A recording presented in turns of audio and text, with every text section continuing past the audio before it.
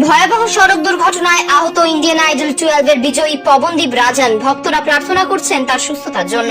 সোমবার ভোর রাতে প্রায় 3:40 মিনিটে উত্তরপ্রদেশের আমরাহু জেলার জাতীয় সড়ক 9 এর এই দুর্ঘটনা ঘটে।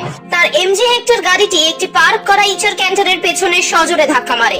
গজরৌলা থানার সিও অফিসের কাছে এই মর্মান্তিক দুর্ঘটনায় পবনদীপ সহ আরো দুজন গুরুতর আহত হন। প্রথমে পবনদীপকে কাছের একটি প্রাইভেট হাসপাতালে নিয়ে যাওয়া হয় প্রাথমিক চিকিৎসার জন্য। পরে অবস্থা গুরুতর হলে তাকে নয়ডার একটি বেসরকারি হাসপাতালে স্থানান্তরিত করা গেছে। জানা গেছে, দুর্ঘটনার সময় তিনি উত্তরাখণ্ডের চম্পাবত থেকে দিল্লি যাচ্ছিলেন কোনো একটি প্রোগ্রামে অংশ নিতে। ধারণা করা হচ্ছে চালক হয়তো ঘুমিয়ে পড়েছিলেন, যার ফলে গাড়ির নিয়ন্ত্রণ হারিয়ে এই দুর্ঘটনা ঘটে। পুলিশ দুর্ঘটনা তদন্ত শুরু করেছে। দুর্ঘটনার পর একটি ভিডিও সামাজিক মাধ্যমে ছড়িয়ে পড়ে, যেখানে দেখা যায় গুরুতর আহত অবস্থায় পবনদীপকে চিকিৎসকেরা চিকিৎসা দিচ্ছেন।